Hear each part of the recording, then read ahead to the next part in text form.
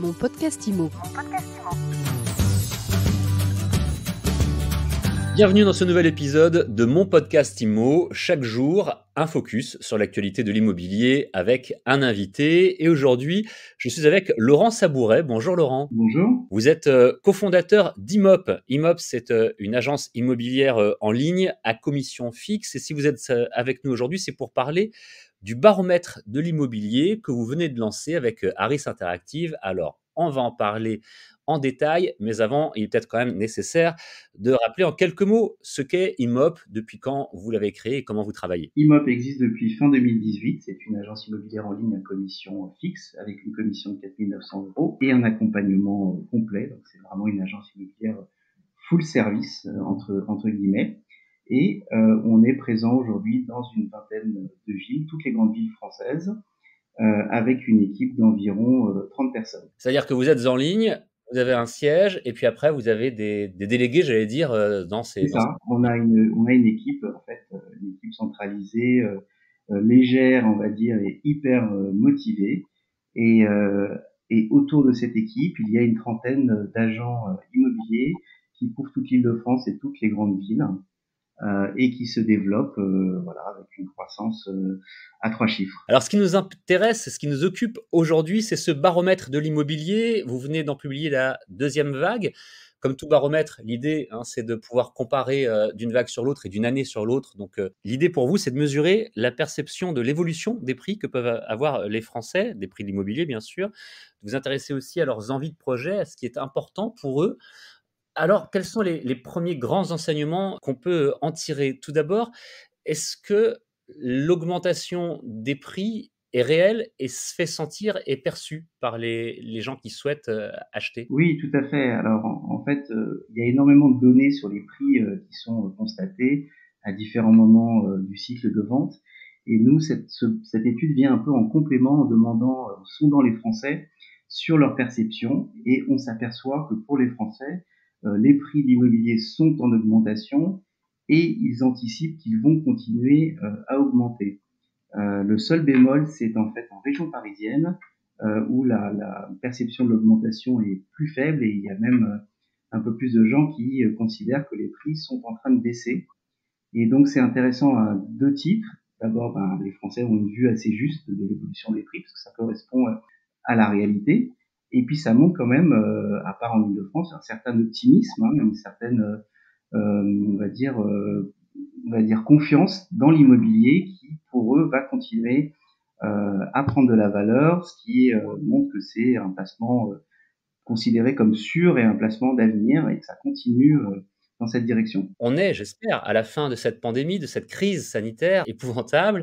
On a beaucoup dit que les gens des villes voulaient partir à la campagne ou voulaient changer de logement pour avoir un balcon, une terrasse. Est-ce que ça se retrouve dans votre baromètre? Alors oui, c'est intéressant de voir quand on interroge les Français quels sont leurs critères les plus importants pour le choix d'un futur logement. Et effectivement, les espaces extérieurs arrivent en numéro 1. J'ai presque envie de dire que c'est pas franchement une surprise, on en a quand même beaucoup parlé depuis quelques mois et ça c'est pas en fait la vraie surprise de ce sondage. Pour nous, ça a plutôt été le fait que certains autres critères qui étaient secondaires deviennent maintenant très importants.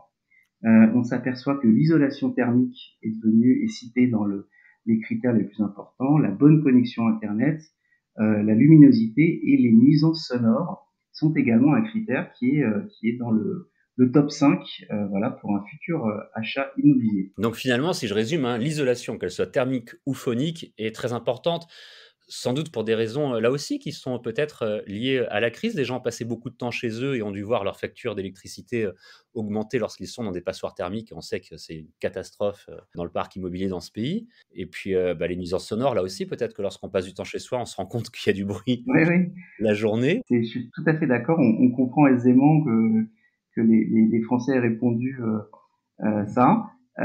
C'est intéressant pour l'avenir parce que ça veut dire que pour les vendeurs et pour les professionnels de l'immobilier, c'est des critères qu'il va falloir mettre en avant, qu'il va falloir y penser, insister sur la bonne isolation, insister sur donc le niveau sonore, sur la qualité de la connexion Internet. Ce sont des atouts qu'il va falloir pousser dans les projets de vente. C'est effectivement très très bon à savoir. Alors il y a quelque chose moi qui m'a interpellé. On sait que les gens, depuis des décennies, ont de plus en plus déserté les campagnes, que les villes ont une densité relativement forte, mais pourtant, pour 80% des Français, le logement idéal, c'est une maison. Oui, c'est un des autres enseignements. La maison est vraiment la grande gagnante, que ce soit chez les gens qui habitent dans une maison aujourd'hui ou les gens qui habitent dans un appartement.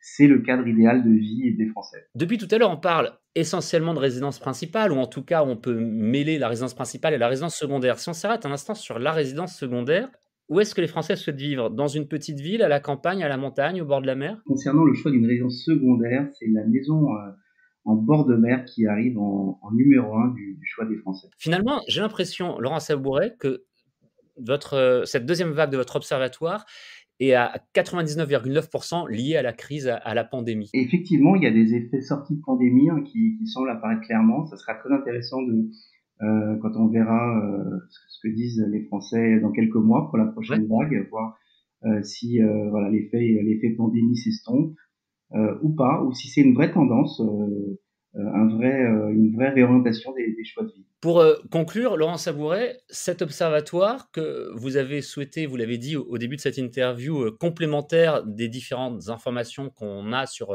les prix et qui sortent régulièrement, votre but, c'est vraiment d'offrir un panorama relativement complet, hein, c'est ce qu'on peut voir lorsqu'on regarde l'étude.